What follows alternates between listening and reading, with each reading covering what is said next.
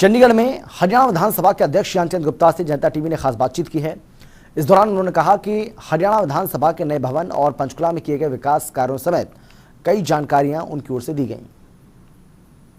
कांग्रेस के कई विधायकों ने हरियाणा विधानसभा के अध्यक्ष ज्ञानचंद गुप्ता को एक पत्र लिखा है और ये कहा है कि विधानसभा के जो सत्र रहते हैं, कार्यवाही रहती है, उसमें उनको बोलने का पूरा समय दिया जाए। इसके अलावा भी तमाम मुद्दों पर बातचीत करेंगे। मेरे साथ इस वक्त बातचीत करने के लिए हरियाणा विधानसभा के अध्यक्ष ज्ञानचंद गुप्ता हैं। स्पीकर साहब, सबसे पहले यही सवाल कि कांग्रेस के विधायकों ने आपको एक पत्र लिखा है, समय देने की मांग की है, क्या मामला है सर? देखिए, कांग्रेस के जो 12 पहली बार विधायक चुन करके आए हैं, उन विधायकों ने अपनी एक पीड़ा व्यक्त की है कि उनको विधानसभा के सेशन के दौरान बोलने का समय नहीं मिलता या कम मिलता है। और उनका इशारा जो है, उन्होंने लिखा है कि चौधरी भूपेंद्र सिंह हुड्डा जी जितना मर्जी समय बोले, लेकिन जो हमें जो समय है वो पूरा समय मिलना चाहिए। कहीं ना कहीं उनके मन के अंदर ये पीड़ा है कि जो पुराने विधायकों को समय ज़्यादा दिया जाता है, जो मुझे समझ लगा है। और उन्होंने मुझे कहा भी है कि ये जो समय हमें उसको पूरा जो है, जो सही से बंटवारा होना चाहिए और हमें नए विधायक होने के नाते ज़्यादा समय मिलना चाहिए। देखिए, एज़ पर रूल्स हम विधायकों की संख्या के मुताबिक समय अलॉट करते हैं। किस दल के पास कितने सदस्य हैं उसके मुताबिक उनको समय दिया जाता है। और वो समय अलॉट करने के पश्चात जो पार्टी के उस दल के मुखिया हैं, उन्होंने हमें लिस्ट देनी होती है कि कौन कौन से विधायक इस सब्जेक्ट के ऊपर बोलेंगे। वैसे तो निर्णय जो है लीडर ऑफ द अपोजिशन, जो चौधरी भूपेंद्र सिंह हुड्डा जो कांग्रेस के लीडर हैं, उन्होंने करना है। ये उन्होंने देखना है कि किस विधायक को बुलवाना है, किसको नहीं बुलवाना। लेकिन मेरा ये मानना है कि जो पहली बार नए चुनकर के विधायक आए हैं, उनको बोलने का भी समय मिलना चाहिए। ऐसा ही उन्होंने कहा है। मैंने कहा है कि अगली बार सेशन के दौरान इस बात का ख्याल रखेंगे और समय जो है वो अनुपात में देने का प्रयास करेंगे। स्पीकर साहब, ये तो पिछले, चाहे वो मॉनसून सत्र की बात करें या उससे पहले के बजट सत्र की बात करें, तमाम जो विधानसभा के सत्र रहते हैं, उसमें जब आप सेशन खत्म होने के बाद जानकारी देते हैं, विपक्ष को समय तो पूरा दिया जाता है। जो आपने कितने घंटे कार्रवाई चली, कितना विपक्ष को समय मिला, कितना सत्ता पक्ष को मिला, समय तो पूरा दिया जाता है जो कार्रवाई में आप बताते हैं। लेकिन इसका मतलब ये कह सकते हैं कि नेता विपक्ष के तौर पर या कांग्रेस के विधायक दल के नेता के तौर पर भूपेंद्र सिंह हुड्डा को अपने विधायकों के बीच में समान बंटवारा समय का करना चाहिए। हाँ, यही मेरा ख्याल है। ये जो उन्होंने लिख करके दिया है वो यही दिया है कि हमें जो पहली बार चुने गए विधायक हैं उनको भी बोलने का समय मिलना चाहिए। और जो व्यक्तिगत बातचीत में उन्होंने कहा कि जो पुराने विधायक हैं, जो कई बार विधायक रह चुके हैं, ज़्यादातर उनको समय मिलता है और नए विधायकों को समय नहीं मिलता। साथ ही सर, अब हरियाणा विधानसभा के नए भवन को लेकर पिछले दिनों आप दिल्ली गए थे, केंद्रीय गृह मंत्री अमित शाह से आपकी मुलाकात हुई। उसके बाद आपने चंडीगढ़ पहुंचकर चंडीगढ़ के प्रशासक और पंजाब के राज्यपाल से भी मुलाकात की है। क्या बातचीत हुई सर? आगे एक कदम और बढ़ता हुआ नजर आ रहा है क्या?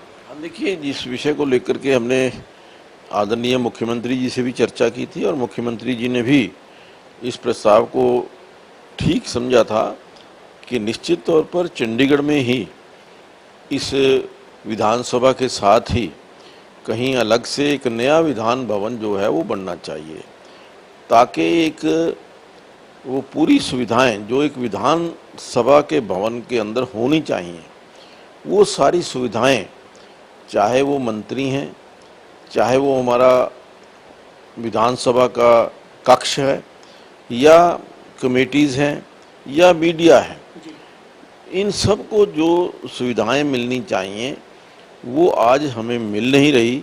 इसलिए नए विधानसभा भवन का प्रस्ताव किया है ताकि आगामी आने वाली स्थिति को देखते हुए, परिसीमन को देखते हुए जो 2026 के अंदर होने जा रहा है, उस समय सीटों की संख्या बढ़ेगी निश्चित तौर पर, और जो भी संख्या बढ़ेगी उस बढ़ी हुई संख्या को बिठाने का प्रोविज़न हमारे इस विधानसभा कक्ष के अंदर नहीं है।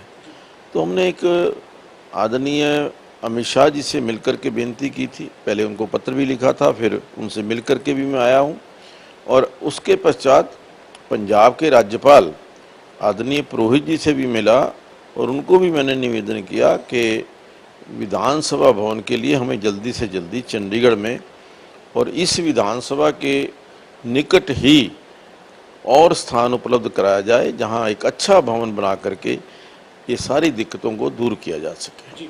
इसके साथ साथ सर, अभी जो मौजूदा हरियाणा विधानसभा के पास भवन है उसमें रिनोवेशन का काम चल रहा है। हेरिटेज इमारत होने के चलते कुछ प्रोटोकॉल को भी वहाँ पर जो है वो उनका भी पालन किया जाना जरूरी है।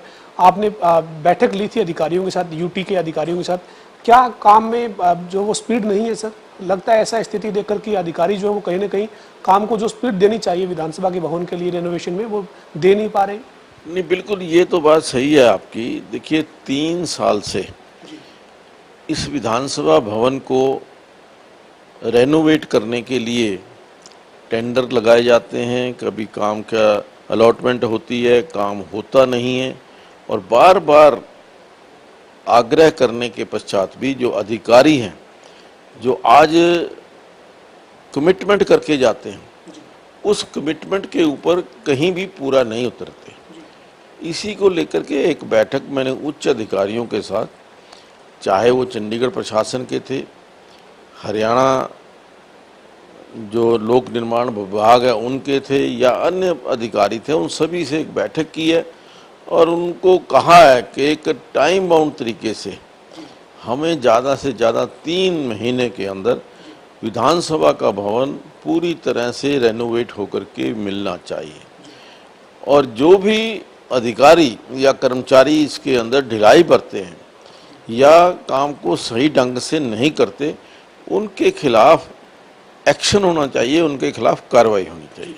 सर, जो आप आगामी बजट सत्र जो आएगा उससे पहले जो आपने विधानसभा को ई विधानसभा का प्रारूप देने का जो फैसला किया है, उस कड़ी में आपका काम जारी है। क्या उम्मीद करें कि कुछ स्तर पर काम पूरा भी हो पाएगा? नहीं, बिल्कुल। देखिए, हमने जो ई विधानसभा का बनाने के लिए, विधानसभा को पेपरलेस बनाने के लिए आगे कदम बढ़ाए। हमारे पास जो हरियाणा सरकार का जो फंड था, जो हरियाणा सरकार का हिस्सा था, वो हिस्सा हमारे अकाउंट में आ चुका है, और 1 या 2 दिन के अंदर जो केंद्र के मिनिस्ट्री ऑफ पार्लियामेंट्री अफेयर्स से पैसा आना है वो भी यहाँ हमारे अकाउंट में आ जाएगा। और लगभग 20 करोड़ रुपए की लागत से इस विधानसभा को पेपरलेस बनाने का कार्य ऑलरेडी MOU साइन हो चुका है। उसके पश्चात भी 2 बैठकें हो चुकी हैं इसको एग्जीक्यूट करने के लिए, और जल्दी ही इसका एग्जीक्यूशन का कार्य शुरू हो जाएगा। पहले एक हम दिक्कत सोच रहे थे, लेकिन हमने उसका वे आउट निकाला है कि कुछ हमारे जो ब्रांचेस हैं उनको शिफ्ट करके वहीं असेंबली के अंदर जगह क्रिएट की है, और उसके अंदर भी कार्य शुरू हो गया। और मुझे लगता है कि जल्दी ही, और हमने ये संकल्प किया कि आने वाले जो बजट सत्र है, उस बजट सत्र से पहले विधानसभा को पेपरलेस विधानसभा हम करेंगे।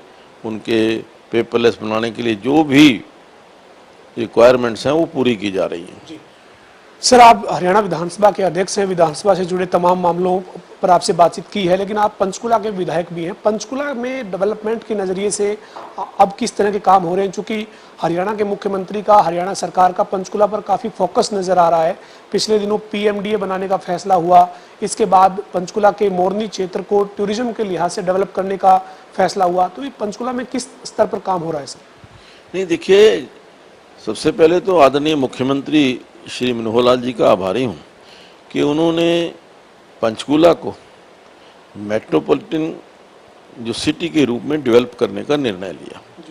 आज से पहले 2 ही केवल जो शहर हैं, चाहे वो फरीदाबाद है या गुरुग्राम है, जहाँ पर मेट्रोपॉलिटन काउंसिल बनी हुई है। तीसरा, पंचकूला को चयनित किया है, मैं उनको बधाई देता हूँ, धन्यवाद भी करता हूँ। और मुझे पूरी आशा है कि जिस प्रकार से ये पीएमडीए के अंदर कार्य शुरू होगा, आपस के अंदर कोऑर्डिनेशन होगी, कोई डिले नहीं होगी, डबलिंग नहीं होगी और उसके पश्चात कार्य जल्दी हो सकेंगे। और पीएमडीए जहाँ पर आ जाता है या डेवलपमेंट अथॉरिटी कोई बन जाती है तो निश्चित तौर पर जो भी, चाहे वो टूरिस्ट है, चाहे वो वहाँ पर डेवलपर है कोई, या रियल एस्टेट के अंदर है या इंडस्ट्रियलिस्ट है, वो आकर्षित होते हैं और वो यहाँ आने शुरू हो गए हैं। और उसी का परिणाम है कि जो यहाँ की ज़मीनों के रेट हैं वो लगभग 3 या 4 गुना बढ़ चुके हैं। और नए नए इंडस्ट्री, अच्छी इंडस्ट्री जो है आज पंचकूला की ओर आकर्षित हुई है। अभी सरकार ने फार्मा इंडस्ट्री को लाने के लिए, फार्मा इंडस्ट्री से जितनी फार्मा इंडस्ट्री के लोग हैं, बद्दी से या परमाणु से या कालेआम से, उनसे बात की है और उनके लिए हम प्लॉट्स भी फ्लोट कर रहे हैं ताकि वो जितनी उनकी रिक्वायरमेंट है 500 गज से लेकर के 5000 गज तक जो भी उनकी रिक्वायरमेंट है उसके मुताबिक प्लॉट हम उनकी ऑक्शन के लिए डाल दिए हैं और जल्दी ही उनकी ऑक्शन हो जाएगी। और फार्मा इंडस्ट्री जो आज बद्दी के अंदर है वो सारी फार्मास्यूटिकल जो इंडस्ट्री है वो पंचकूला के अंदर शिफ्ट हो जाएगी। सर, 2 साल का कार्यकाल सरकार का पूरा होने जा रहा है, गठबंधन सरकार का। उस नाते आपको भी पंचकूला की जनता ने 2019 में, आज से 2 साल पहले, दूसरी बार विधायक बनाया। अब आप विधानसभा के अध्यक्ष हैं। 2 साल का जो कामकाज है मोटे तौर पर पंचकूला की डेवलपमेंट का, संतुष्ट हैं आप? और आपने जो चुनाव में वायदे किए, सपने जो आपने देखे हैं पंचकूला के विकास के लिए, वो पूरे होने जा रहे हैं? निश्चित तौर पर देखिए पवन जी, जिस प्रकार से 5+2 5 साल पहली टर्म थी 14 से 19 तक और 2 साल ये पूरे होने जा रहे हैं। इन 7 सालों के अंदर जिस प्रकार से पंचकूला आगे बढ़ा है, पंचकूला के अंदर विकास की दृष्टि से नए नए आयाम स्थापित हुए हैं, नई योजनाएं आई हैं और उससे ये लगता है कि पंचकूला निश्चित तौर पर आगे बढ़ेगा और जो पंचकूला के अंदर विकास की संभावनाएं और बढ़ेंगी। पंचकूला एक डेवलपिंग सिटी है। 7 साल से पहले ये इसको इग्नोर किया था, जानबूझकर इसको इग्नोर किया गया था, चाहे उसको क्षेत्रवाद की राजनीति कह लीजिए या आपस के अंदर जो व्यक्तियों का टकराव कह लीजिए या पार्टी के अंदर गुटबाजी कह लीजिए। उस गुटबाजी जो कांग्रेस के अंदर थी उसका खामियाजा पंचकूला को भुगतना पड़ा, क्योंकि जो विधायक थे यहाँ से वो एक गुट से थे, मुख्यमंत्री जी दूसरे गुट से थे, जो लोकसभा के एमपी थे वो अलग दूसरे गुट से थे और मुख्यमंत्री दूसरे गुट से थे। इस कारण पंचकूला को उपेक्षित किया गया। इसके अंदर कोई विकास की कोई भी काम 10 साल चौधरी भूपेंद्र सिंह हुड्डा जी रहे और उससे पहले 5 साल का जो कार्यकाल था वो मैं समझता हूँ कि पंचकूला को बहुत पीछे ले गया। लेकिन हमने 7 साल के अंदर लगभग 4,500 करोड़ रुपए के नए विकास कार्य पंचकूला के अंदर शुरू किए और जिससे लोग आज ये कहने लगे हैं कि पंचकूला अब तरक्की की राह के ऊपर है। पंचकूला के अंदर एक टूरिज्म को लेकर के भी बड़ा प्रयास हुआ है।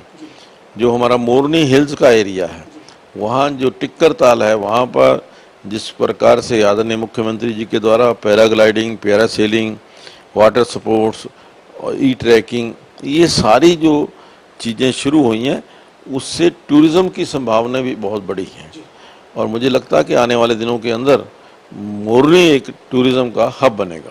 बहुत शुरू से बातचीत करने के लिए हमारे साथ हरियाणा विधानसभा के अध्यक्ष ज्ञानचंद गुप्ता थे, जो विधानसभा से जुड़े हुए तमाम मामलों में बात कर रहे थे और नया भवन विधानसभा का बने उसको लेकर जो तैयारी है उसकी जानकारी दी है। इसके अलावा पंचकूला के डेवलपमेंट को लेकर भी उन्होंने कहा है कि पिछले 7 साल में पंचकूला में 4,500 करोड़ रुपए का से ज्यादा का विकास कार्य हुआ है और आगे भी पंचकूला जो है वो और अच्छे से विकसित हो, इसको लेकर प्रयास जारी रहेंगे। वीडियो जर्नलिस्ट रवि के साथ पवन सिंह, जनता टीवी, पंचकूला।